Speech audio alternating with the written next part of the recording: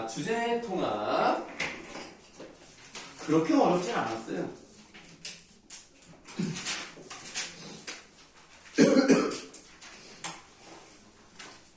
몇 군데만 볼게요. 251쪽에 가문단 적토마는 빨갛다라고 말할 때 빨강은 실제로 존재하는가? 서양 철학에서 이 무릎은 적토마를 특수자라고 하고 빨강을 보편자라고 할 때, 그러니까 적토마라는 것은 우리 눈에 보이는 어떤 실체가 있는 대상이죠. 그럼 빨강이라는 것은 어떤 특수한 대상이라기보다는 어디에나 두루두루 사용될 수 있는 보편적 개념이기 때문에 보편자라고 하시면 됩니다. 보편자의 존재에 대한 질문인데요. 전통적으로 서양의 철학자들은 이 무릎에 대한 답에 따라 유명론자와 실제론자로 구분이 됩니다. 밑줄 하세요. 유명론자는 보편자가 인간의 사유에 의해 생겨났지만 사유와 독립해서 실제하지 않는다고 봐요. 왜 안 나오지?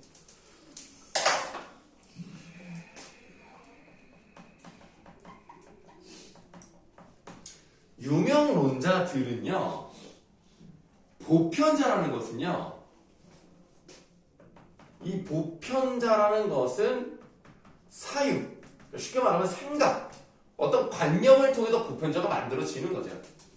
하지만 사유와 독립해서 실제하지 않는다. 생각을 하기 때문에 그 개념이 있는 것이지 우리가 생각하지 않아도 따로 있다는 건 아니다. 따로 없다. 우리 생각 속에만 있다. 반면에 또 밑줄 하셔야 되겠죠? 실제론자는요, 보편자가 우리의 사유와 독립해서 실제로 존재한다고 믿습니다. 보편자가 실제한다.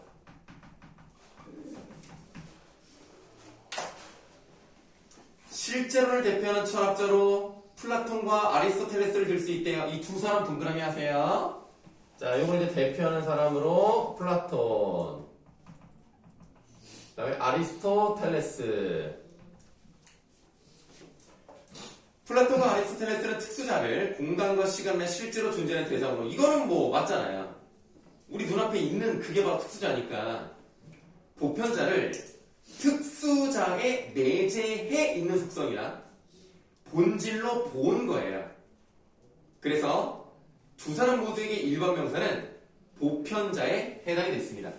자, 어쨌든 둘 다 일반 명사는 보편자예요. 둘 다 같아요. 그러니까 이렇게 생각하시면 돼요. 여기에 우리가 지금 선생님을 포함해서 6명의 사람이 있습니다.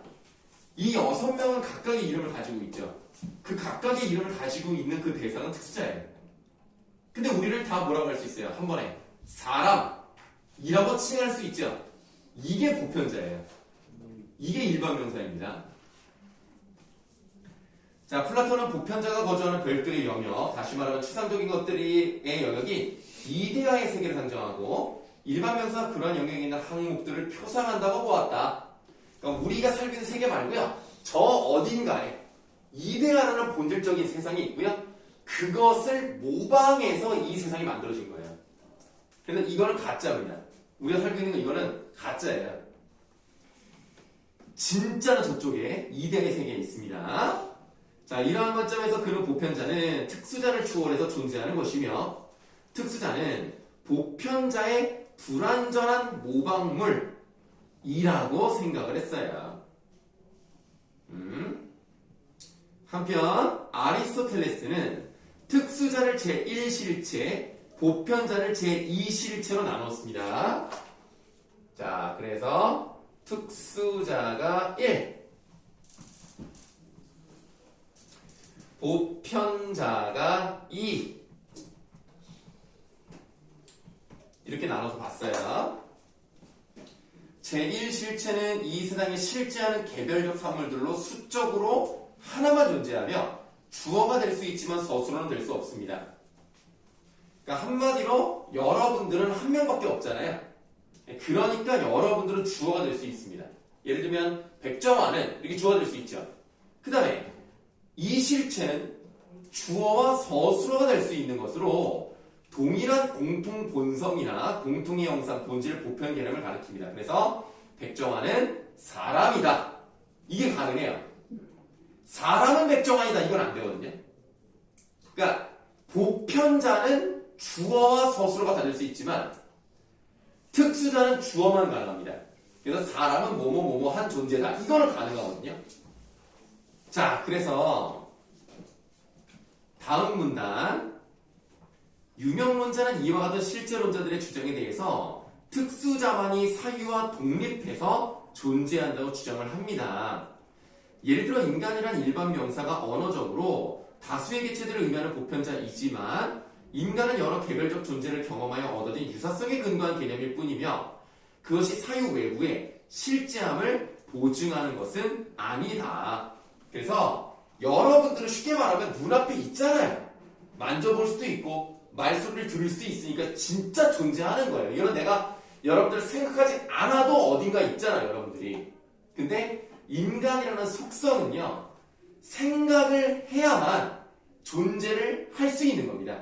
그런 개념, 그런 유사 특성을 뽑아서 만든 것이 개념이고 그 개념이 보편자예요.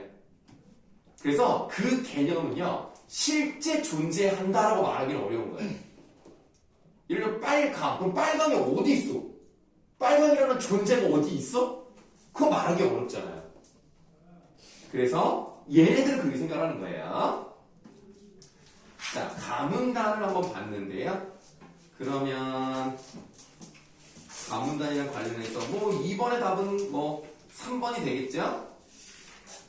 이거는 뭐 정답이고 예, 뭐 그 정도 하면 되겠습니다. 자, 이번에 남은단을 가실 건데요. 공순용이라는 사람이 나왔어요.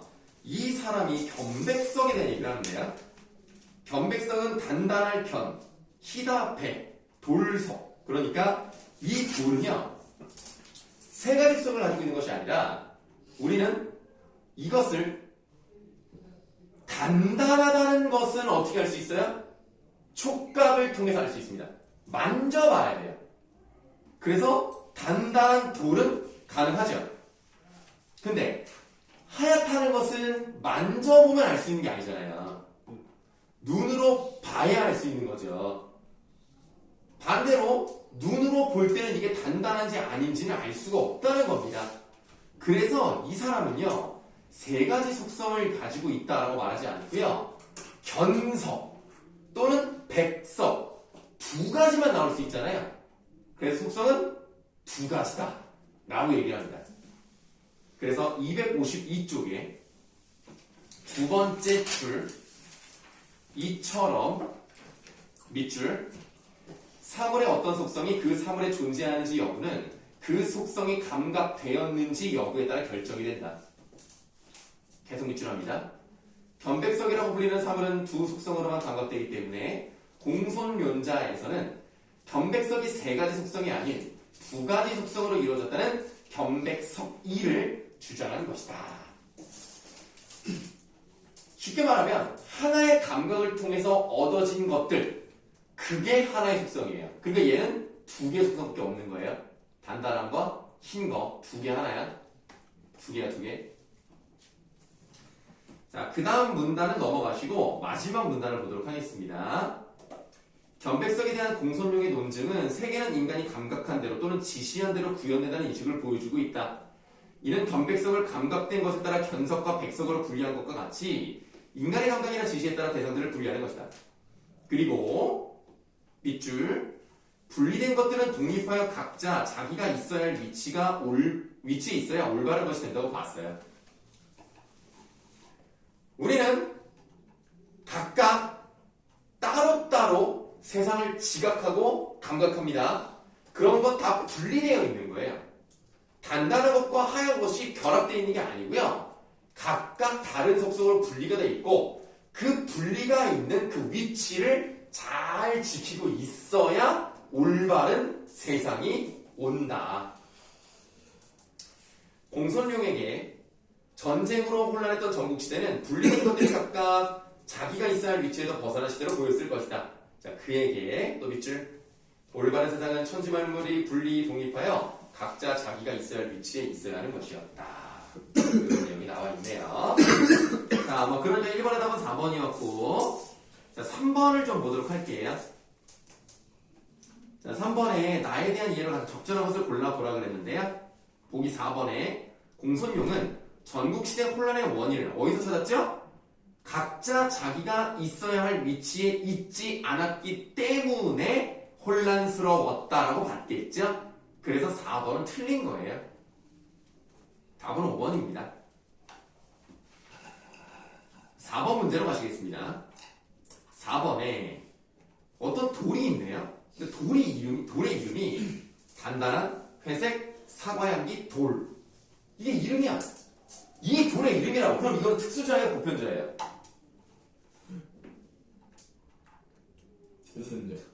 특수자죠. 그 돌의 이름이니까 이게 특수자입니다. 자, 그리고 이 돌을 가지고 단단한 회색 사과 향기 돌은 단단하고 향이 나는 흙을 띠고 있다고 했으니까 저수러 부분, 단단하다, 향이 나다, 회색이다 라는 이 부분은 뭐예요? 보편자죠. 보편자는 주어 서술로 다 가능하고요. 특수자는 주어만 가능합니다. 자, 그러면 학생 1을 볼게요. 아리스토텔레스의 관점에서 보면 단단한 회색 사과 향기 돌은 제2실체로 볼 수 있습니다 라는데 뭐예요? 이 실체는 보편자잖아요.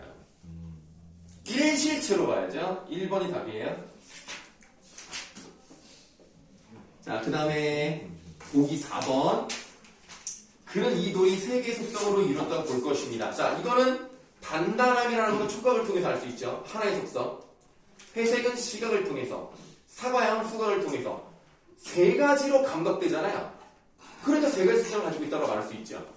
4번도 답이 아닙니다. 4번의 답은 1번이에요. 네, 5번의 답은 2번이고요.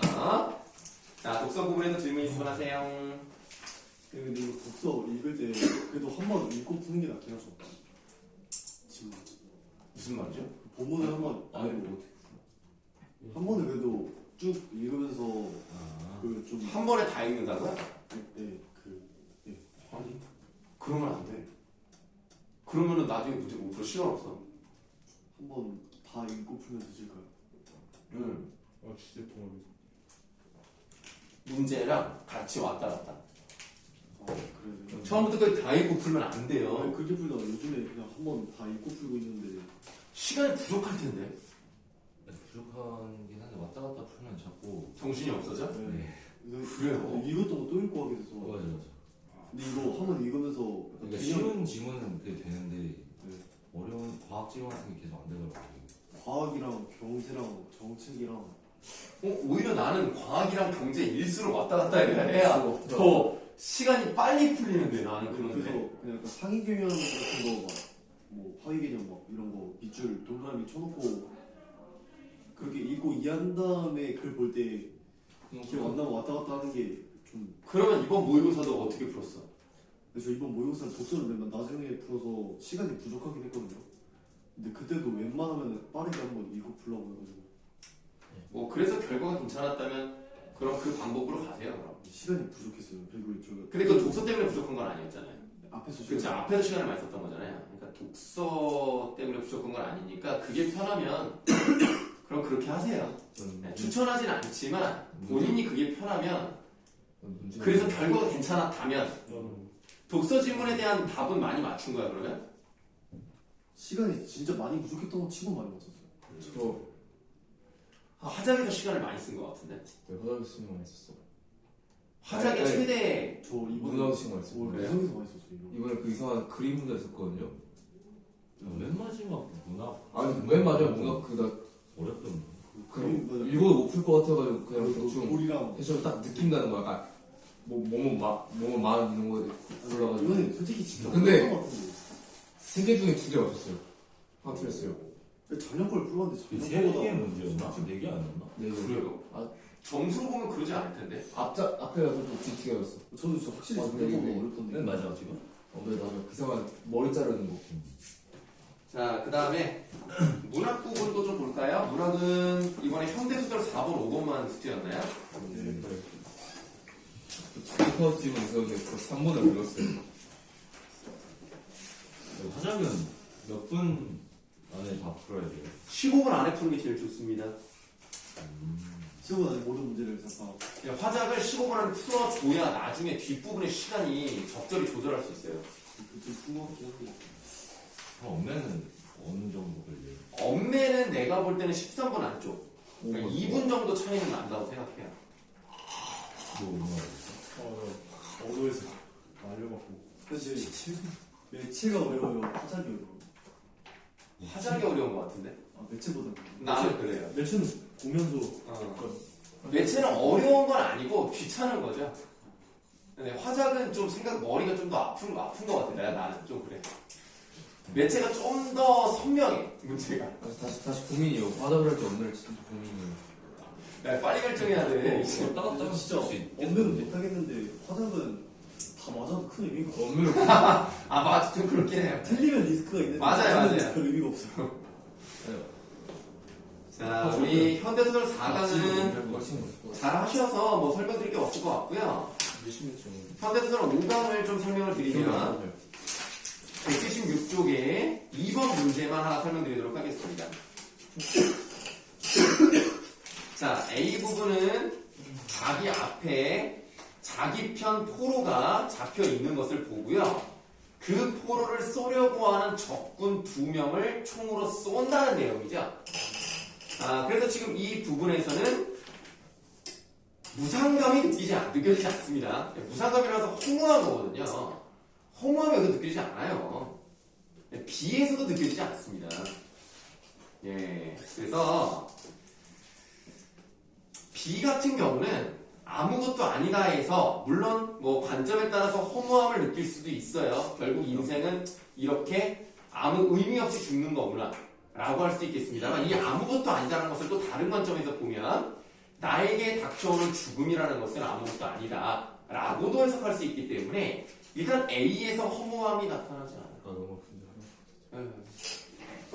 A에서 허무함이 나타나지 않았을 뿐더러 B에서는 허무함이 다 동시에 나타난다 라고 보는 것은 부족하다. 그래서 2번에 1번은 답이 될 수가 없고요.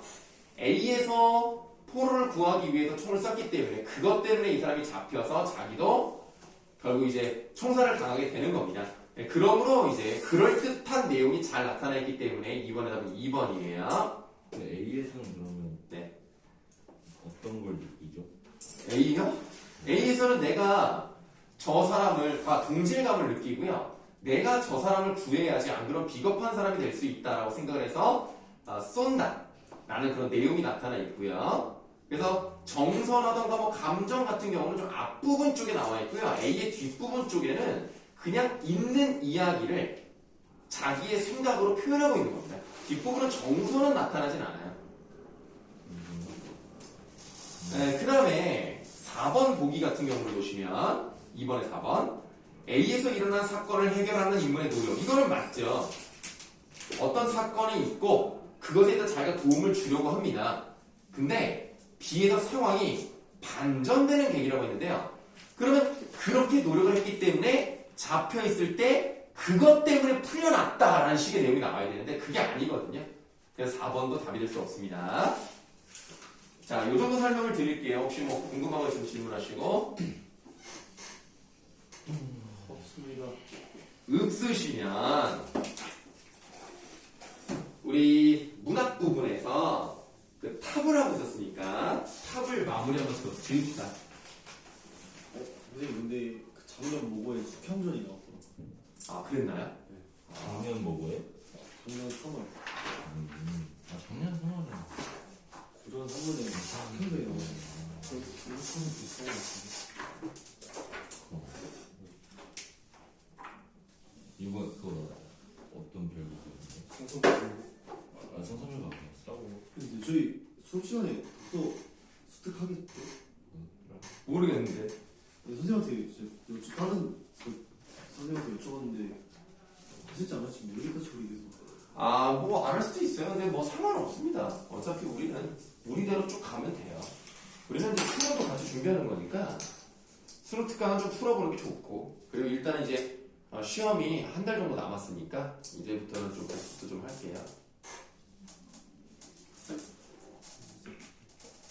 자, 그러면 우리가 탑을 선생님이 그 핸드폰에다가 적어놔가지고 어디까지 했었죠 우리? 저희 그 시간이 걸릴 걸 명령 개통 있을 때 아 맞아 거기까지 했네 맞아요. 그 108 아니 저기 179쪽이죠. 8쪽 8쪽입니까?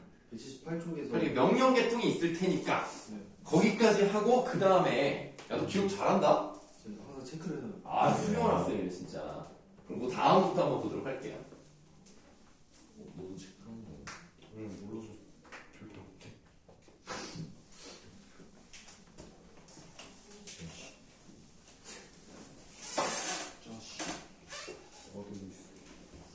자, 그럼 지금 이 상황은요, 베트남 전쟁이라고 알고 계시면 되겠고요.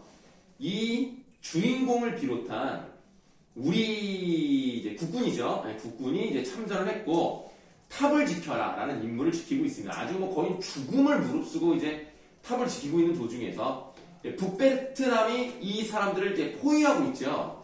그래서 우리가 잡은 포로를 이제 앞으로 이제 내보내서 어떻게든지 막아봐야 되겠다라고 하는 겁니다.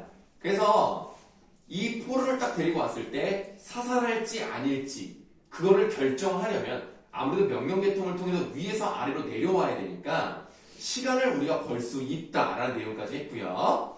그 다음 줄 밑줄 하시겠습니다.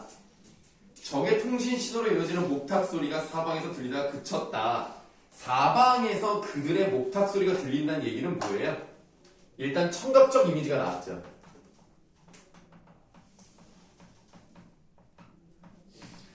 이 청각적 이미지를 통해서 결국 사방에서 그 소리가 들렸다는 건 뭐예요? 얘네가 포위됐다는 얘기죠.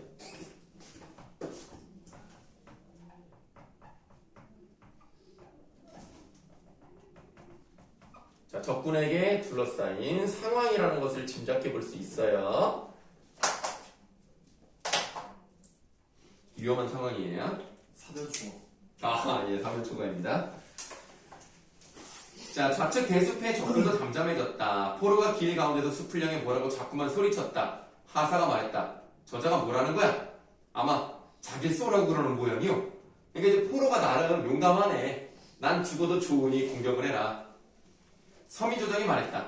조명탄이 떠올랐는데 환한 빛에 노출된 것을 두려워하지 않고 민가 쪽에도 두 사람이 걸어오고 있었다. 앞에는 발가벗기운 소총수가 절뚝거리며 걸어왔고 라고 돼 있어요. 이 사람은 누굴까요? 그 상대에서 인질 그러니까 우리 편이었다가 적군의 포로로 잡혔던 사람이죠. 그래서 이 사람이 쩔뚝거리 걸어왔고 뒤에 적이 바짝 따르고 있습니다. 그러니까 얘네도 포로를 내세우고 있는 거예요. 소총수는 몇 번이나 쓰러지려고 했고 그때마다 뒤에 붙어선 자가 부축을 했다. 우리는 눈앞에 포로가 된 빈사의 동료가 다가오는 것을 무력하게 시켜보았다. 그리고 밑줄하세요. 교환하죠. 살려야 합니다. 자, 지금 이 부분을 통해서 우리는 뭘 할 수 있어요? 인간의 생명을 소중히 여기는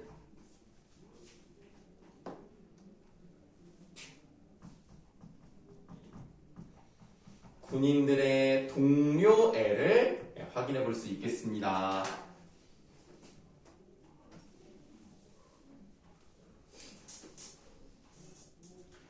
자, 뒤에 참호 속에서 사수가 말했다. 중약부분 줄거리. 양쪽의 사상자를 낸 치열한 전투 끝에 마침내 적군은 후퇴를 하고 탈진한 분대원들은 죽은 자들 사이에서 졸다가 아군의 무전 속에 잠을 깬다. 국토 북쪽에서 무한궤도가 굴러오는 소리가 들려왔다. 무한궤도가 뭐예요?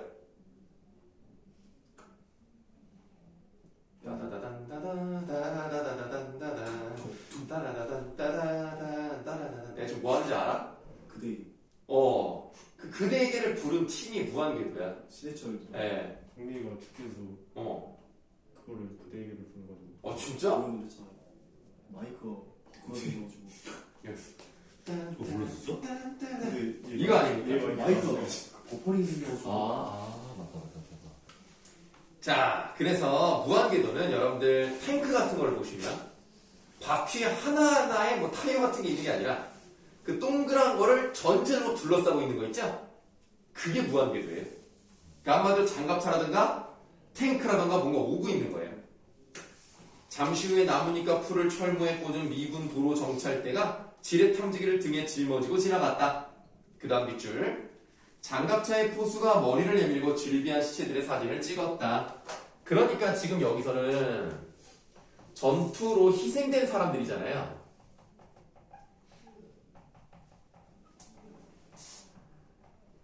전투로 희생된 사람들을 그저 뭘로만 보고 있다? 구경거리로만 보고 있죠.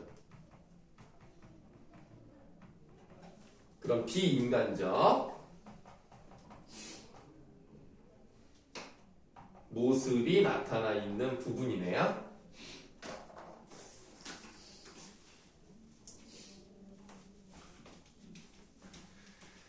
자, 뒤로 멀리 떨어져서 교량에서 철수했던 LBT 세대와 경비소대가 지나갔다. LBT가 뭔지 아십니까? 탱크? 네, 비슷합니다. 상륙 장갑차예요. 해병들이 쓰는 거 있죠? 상륙 장갑차 세대와 경비세대가 지나갔다. 2.5톤 한 대가 우리 초소 옆으로 대어졌고 말쑥한 정글 복차림의 미군 중위가 승차 책임자석에서 뛰어내렸다. 그는 대낮에도 얼굴에 바른 흑색 위장 초콜릿을 지우지 않은 병사들을 도로변에 배치했다. 똑같은 규격으로 허리에 매달린 가스 마스크가 인상적이었다. 미군 중위가 우리를 향해 엄지를 세워 보이면서 웃었다. 잘했다 이거지. 대대 지역 안으로도 몰려 들어가는 차량의 행렬이 끊이지 않았다. 우리는 배수로에서 기어나와 담배를 피웠다. 멍청이 주저앉아서 잠을 깨운 자들을 아무 생각 없이 올려다보았다. 흰 페인트로 CB라고 쓴 미 해군 공병대의 불도저 한 대가 멎었다. 운전석에 배불뚝이 중사가 초소를 가리키며 장교에게 물었다. 여깁니까? 그래, 여길 넓혀야겠어. 불도저가 크게 회전하더니 뒤로 멀찍이 물러섰다가 달려들면서 바나나 밭을 밀어버리기 시작했다.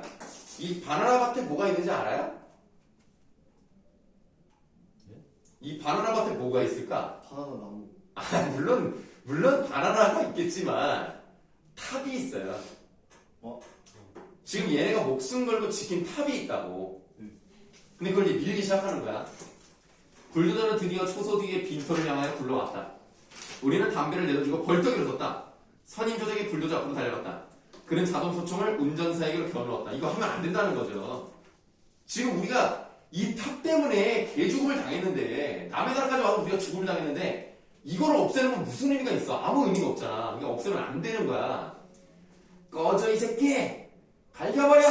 미군 중사는 발동을 끄고 어처구니 없다는 듯이 우리를 두리번거리고 나서 두 손을 벌리며 어깨를 으쓱했다. 그러니까 왜 그러냐는 거죠. 내가 어리둥절해 있는 장교에게 다가가서 말을 걸었다. 뭐 하는 겁니까? 장교가 얼굴이 새빨개져서 말했다. 바나나 숲을 밀어내야겠어. 캠프와 토치카를 지을 걸세. 저 해병이 막는 이유가 뭔지 모르겠네. 우리는 작전 명령에 따라서 저 탑을 지켰습니다. 나는 초라하게 서 있는 작은 석탑을 가리켰다. 중위가 고개를 저었다. 탑이라고? 나는 저런 물건에 관해서 명령을 받은 일이 없는데 아직 통보되지 않았을 겁니다. 아군은 월남군에게 탑을 임기하기로 되어 있었습니다. 인민해방전선은 저것을 빼앗아 옮겨가려고 했습니다. 여러분들 월남군은 어디를 말해요? 여러분들 그 월남전이요 어디랑 어디랑 싸운 거예요? 북베트남이랑 남베트남이 싸운 거예요. 마치 우리나라 북한 남한 싸운 것처럼. 그 월남군이 남베트남군이면 얘네가 아군입니까? 적군입니까? 얘네가 아군이에요. 인민해방전선이 북베트남군이고요. 얘네가 적군입니다. 둘 중에 누가 이겨요? 북이 이깁니다. 우리는 뭐 누가 이겼다고 말하기 어렵잖아요. 남북한이. 근데 얘네는 북쪽이 이겨서요. 지금의 사회주의가 된 거예요. 인민해방전선은 저것을 빼앗아 옮겨가려고 했습니다. 나는 얘기하고 싶지 않았어. 어차피 내가 얘기해봤자 쟤는 들어먹지 않을 것 같거든. 그렇지만 불교와 주민들의 관계에 참모들의 심리전적 판단이며 마음에 관해서 설명하려고 애썼다. 그렇지만 뭐라고 하자마자 우리는 깨끗이 속아왔다는 것을 알았다. 그게 누구의 것인가?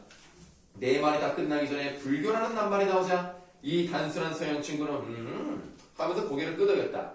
중이가 말했다. 그런 애들이 꺽쇠. 그런 골치 아픈 것은 없애버려야지. 미 합중국 군대는 언제 어디서나 변화시키고 새롭게 할 수가 있네. 세계의 도처에서 말이지. 꺽쇠를 닫으시면 아주 오만한 자세를 가지고 있죠. 그런 다른 나라의 문화를 인정하지 않고요. 그냥 가장 힘이 센 나라, 강대국의 논리대로 하겠다. 그래서 여러분들 서양의 강대국 말고 그 이외에 좀 작은 힘을 가진 나라들을 다 뭉쳐서 뭐라고 합니까? 제3세계라고 얘기를 해요. 그래서 제3세계의 문화를 이 논술 사진. 이해하려고 하지 않습니다. 자신들의 뜻에 따라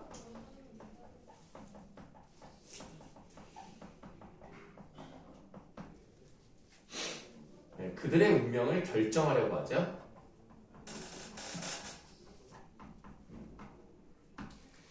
이런 것들을 보면 상당히 오만합니다.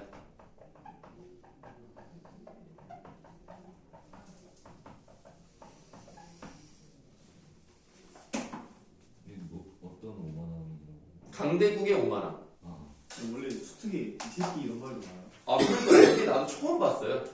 지금까지는 안 나온 걸로 아는데 진보적. 올해부터는 그냥 나오대. 진보적. 아, 이게 진보적인 건가요? 보수적인 것 같지 않습니다. 회고적인 거 아닐까요? 회고적. 나는 우리가 탑과 맺게 된 더럽고 끈끈한 관계에 대해서 달리 설명할 방도가 없음을 깨달았다. 장교는 자기가 가장 실질적이며 합리적인 강대국 아메리카인의 전역임을 내세우고 탑에 대한 결의도 그런 바탕에서 출발할 것이다. 밑줄. 한 무더기의 작은 돌덩이가 무슨 피를 흘려 지킬 가치가 있었겠는가. 한마디로 지금 이 글에서는요, 뭘 얘기하고 싶었던 거예요? 이게 아무 의미가 없었던 거야. 그럼 왜 싸운 거야? 왜 죽은 거야? 아무 의미 없죠? 무상. 전쟁의 무의미성을 고발하는 내용입니다.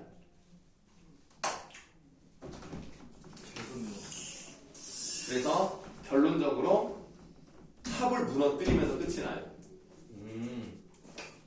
이 탑을 지키기 위해서 그렇게 죽음을 당했는데 탑은 아무 의미가 없었던 거야. 왜 죽은 거야 도대체? 아무 의미가 없다는 것을 얘기하고 있습니다. 자, 이렇게 해서 우리가 현대 소설 6강을 다 했습니다. 그럼 일단은 여기 문제를 조금 이제 지워볼까요? 아, 오랜만에 한번 지워봅시다. 우와. 이거 다 지우고. 자, 일단은 지금 우리가 요 부분에 대한 수업을 했기 때문에 여기 현대소설 6강 요 부분은 일단 숙제로 나가겠습니다. 자, 그 다음에 이제 여러분들이 해야 되는 것이 독서 교과서에 관련된 진도를 좀 나가보도록 할게요.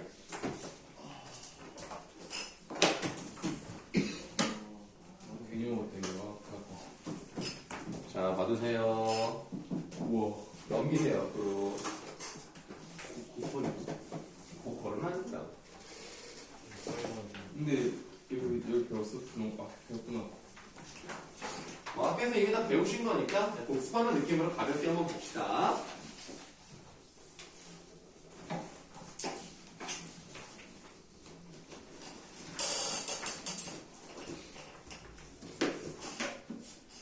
자, 분홍과 파랑 사이라고 되어 있는데 컬러 프린트로 해드렸으면 더 좋았겠지만 컬러 프린트가 없어가지고.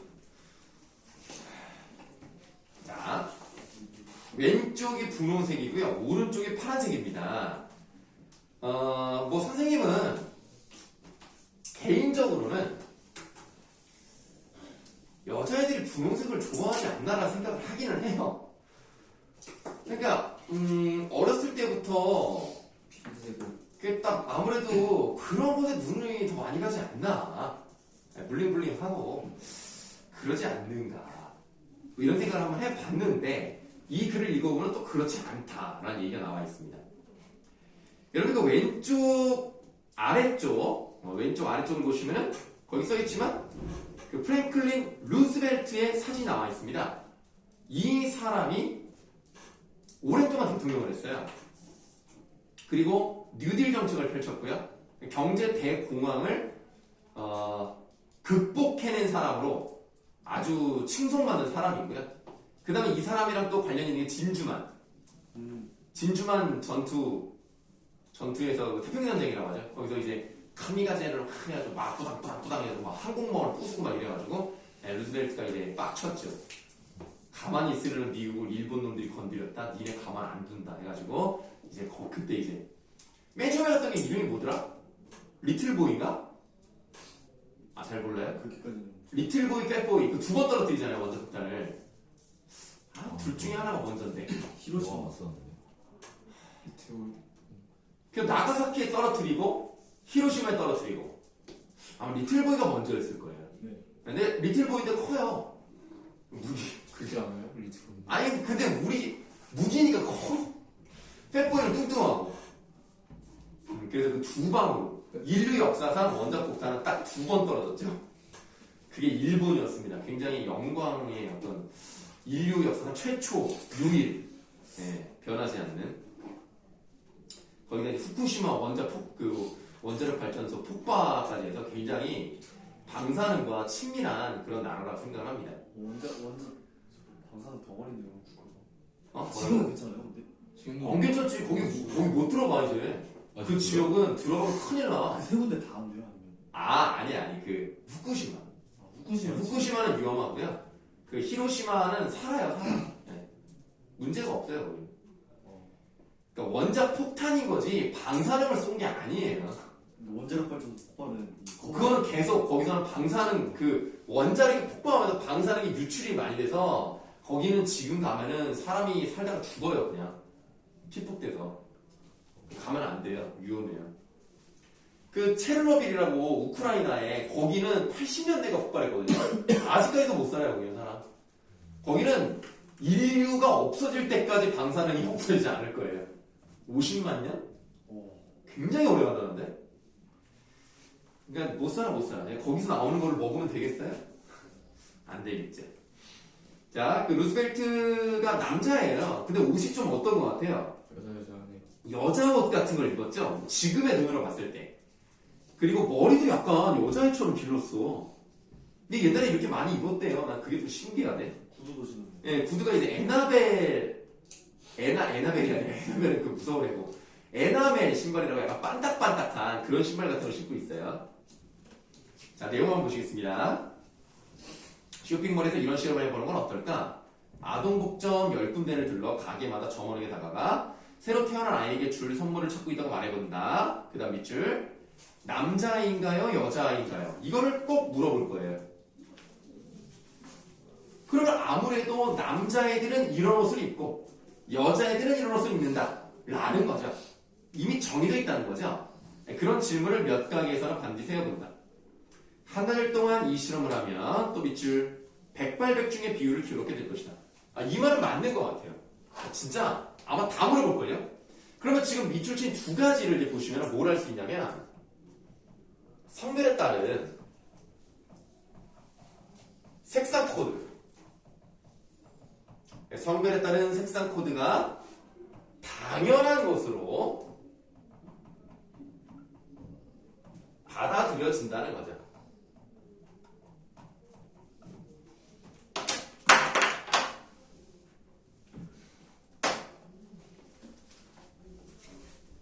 어린아이들에게 적용되는 엄격한 색상 코드는 비교적 최근에 일어난 현상이다. 사회학자 주어 파울레티에 의하면 19세기 후반까지만 해도, 그러니까 19세기 후반이니까 1800년대 말을 말하죠. 미국에서 5살 난 아이들까지도 다소 중성적인 흰색 드레스를 입었습니다.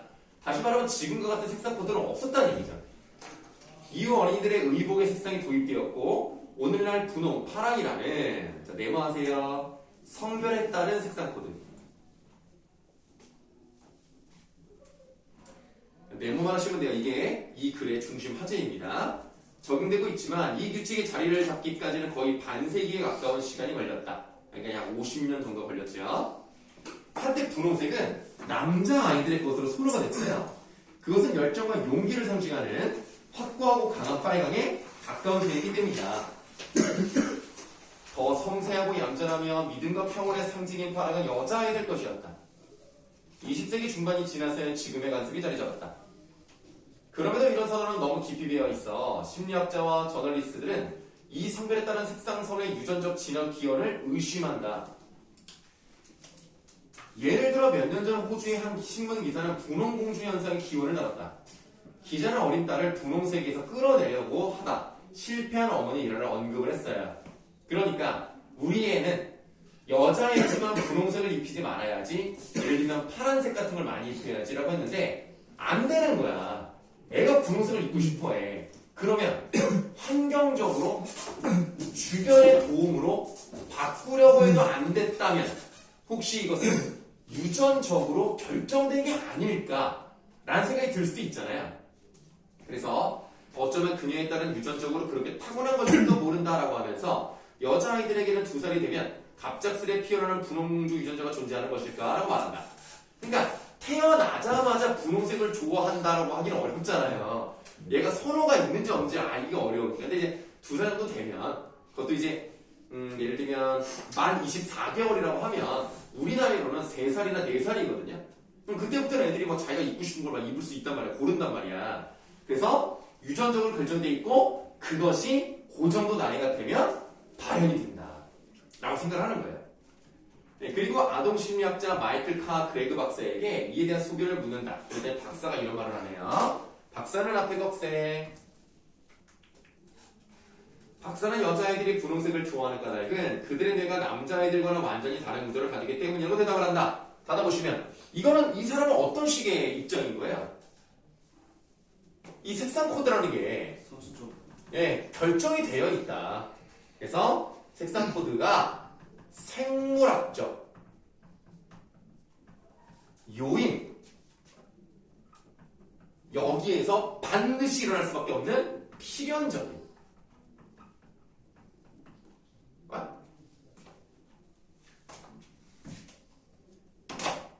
필연적으로 생겨났다. 이 얘기를 하고 있는 거예요.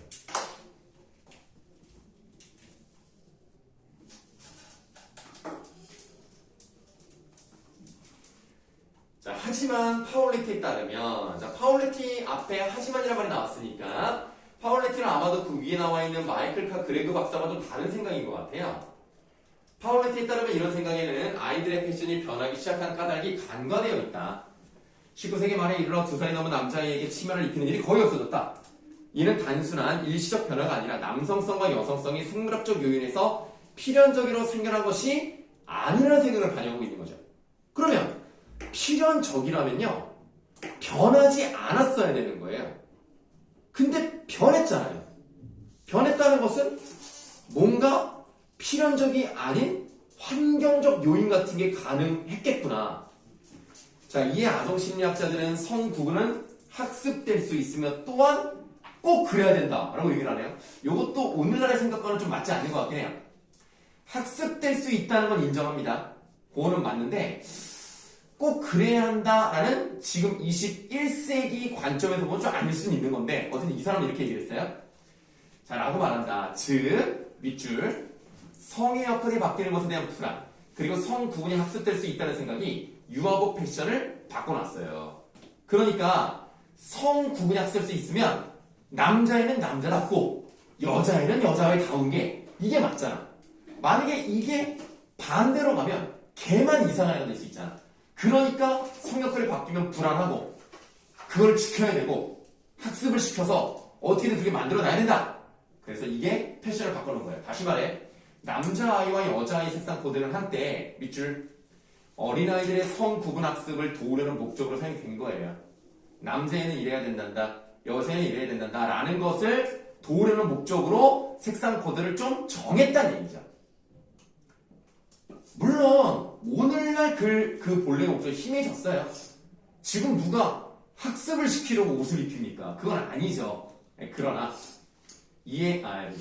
하지만 지금도 여전히 그 색상 코드는 아이들의 관심을 성으로 이끄는 다른 습관들과 함께 그 역할을 계속합니다. 예를 들면 남자애들은 장난감 같은 거 뭐 사줘요?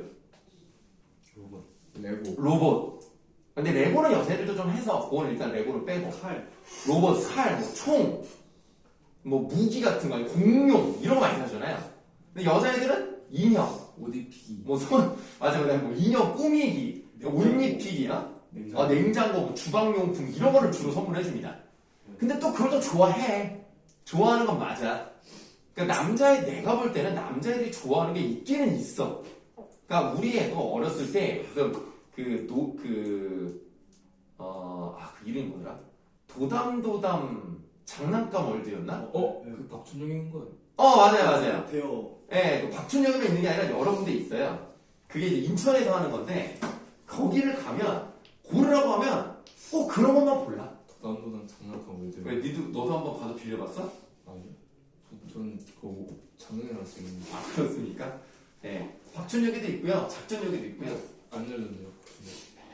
그래, 문 닫았어? 네. 망했나 보네. 뭐, 어쨌든. 네, 그래서, 애들이 그런 게 좋아하는 경향이 있기는 있어요. 그러나 꼭 그래야 되는 건 아니니까 사람들이 이제 선물을 할 때 남자이니까 이거, 여자 이거 좀 약간 구분을 하는 것은 있죠. 자, 그 다음 문단 왼손잡이인지 오른손잡이인지 아이가 태어난 순간 또는 심지어 태어나기도 전에 알아볼 수 있다고 상상을 해보자.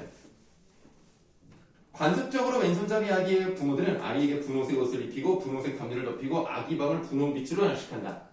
왼손잡이 아기의 젖병, 턱바지, 고무 젖꼭지 그리고 큰 다음에는 컵, 접시, 도시락, 책가방까지 주로 분홍색이나 보라색이며 나비꽃 요정으로 장식되어 있다. 부모들은 왼손잡이 아기의 머리를 기르게 하는 경향이 있으며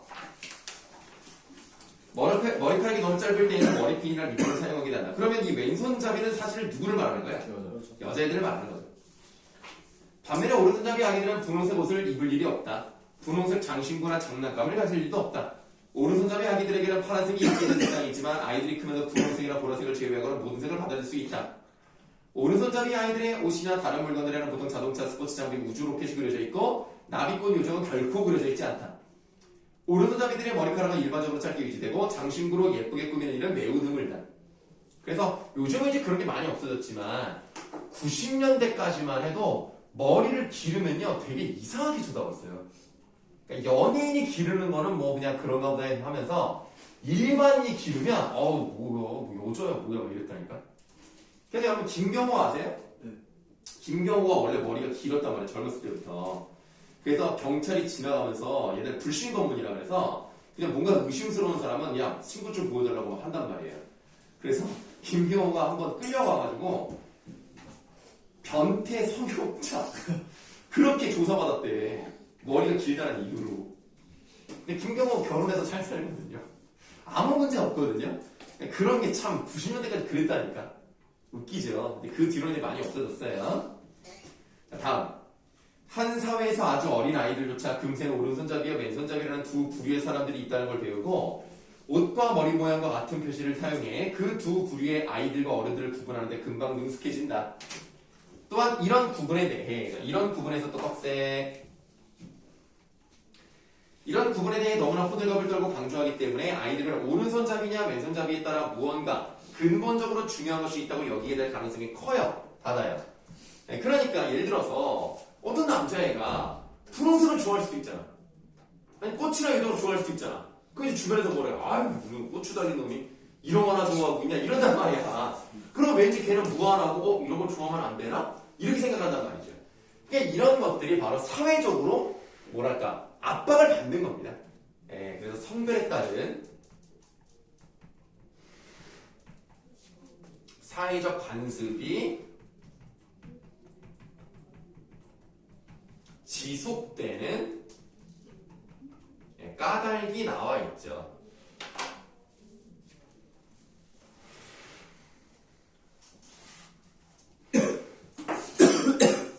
자, 아이들은 특정 손을 잘 쓰는 사람이 된다는 것이 무슨 뜻인지 알고 싶어하고 어느 한 손을 잘 쓰는 아이와 다른 손을 잘 쓰는 아이를 구분짓는 것이 무엇인지 배우고 싶어하게 된다.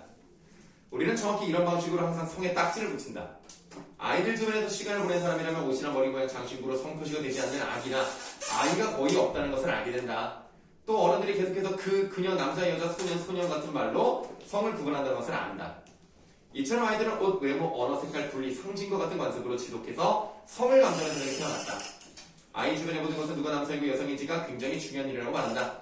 그와 동시에 우리가 사회구조와 언론 매체를 통해 성이 어떤 의미인지 성별에 따라 함께 나오는 것이 무엇인지에 대해 아이들에게 제공하는 정보는 지금도 여전히 꽤 오래된 지침을 따르고 있다. 그래서 이 관습적인 것은 사회적으로 만들어지는 것이기 때문에 필연적으로 정해진 것이 아니라 사회적으로 만들어진 것이다. 이런 것들은 생물학적인 요인이라던가 필연적인 요인이 아니다 라는 것을 얘기하고 있는 글입니다.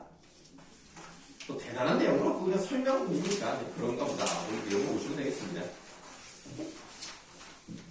자, 좀 쉬는 시간 갖고요. 이어서 성차와 관련된 과학적 신념을 보도록 하겠습니다.